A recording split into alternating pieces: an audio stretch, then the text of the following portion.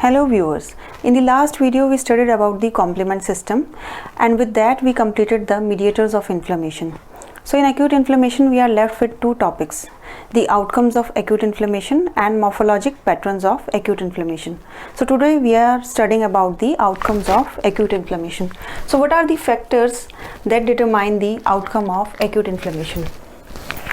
So the factors are the nature and severity or the intensity of injury. So the nature, whether the injury is short-lived or persistent, whether the injury is mild or severe in nature,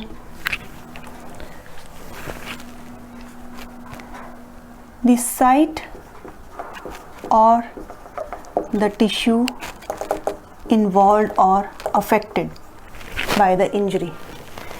So if the tissue is capable of regeneration, then the outcome will be different, and if it is not, then the outcome will be different. And the responsiveness of the host, whether the host response is capable of eliminating the offending agent or not, completely eliminating it or not. So depending on that, there can be one of the three outcomes of acute inflammation. There can be complete resolution, there can be healing by connective tissue deposition, also called as fibrosis or scarring, and third one is progression of acute inflammation to chronic inflammation. Now coming on to the first outcome, which is the complete resolution. What happens in complete resolution and in what type of injury it will be seen? So it is seen when the injury is short-lived or it is mild in intensity, when the tissue damage is not severe, there is limited tissue damage, is limited, and the repair occurs by regeneration, So regeneration means the damaged tissue or where the injury has occurred, the parenchymal tissue which was lost is replaced by the proliferation of existing the neighboring cells or by differentiation of the stem cells. So regeneration can occur by two methods. One is proliferation of differentiated cells which are not injured or the neighboring cells. So these differentiated cells, they have capacity to proliferate. For example, the liver cells. And another way is through the stem cells, tissue stem cells or the progenitor cells. So this is seen when there is injury to the epithelium of the skin or the epithelium of the GIT. Here the regeneration occurs by the differentiation of the stem cells or the progenitor cells. They differentiate and then ultimately proliferate to regenerate the tissue. And what happens in complete resolution? So it means that the reaction or the immune response or the inflammatory reaction is capable of eliminating the offending agent. It completely eliminates the offending agent, and there is restoration of the site of injury or the site of inflammation back to normal. So what happens in resolution? There is clearance of the injurious stimuli. So the microbes or the damaged or the dead tissue is removed by macrophages.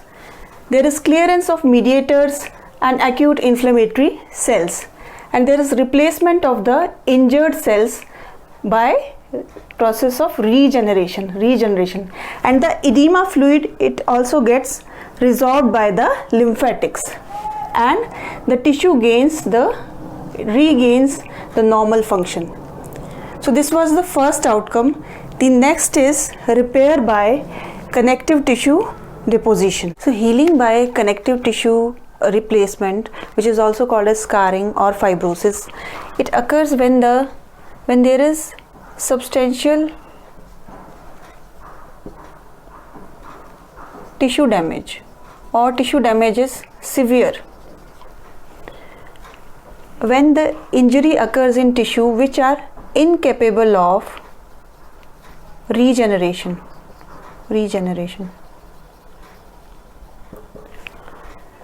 or when fibrinous exudate gets deposited in the tissues or in serous cavities, How this fibrinous exudate occurs? So it occurs when there is large vascular leak, when there is very high increase in the vascular permeability. So fibrinogen, it is high molecular weight, so it comes out of the gaps, and if there is local procoagulant stimulus, then there is fibrinous exudate. So the inflammation of the serous cavities, this fibrinous exudate is characteristic. So in all these conditions, healing occurs by deposition of connective tissue which grows into the site of injury or the exudate, and there is deposition of fibrous tissue, and this is called as organization.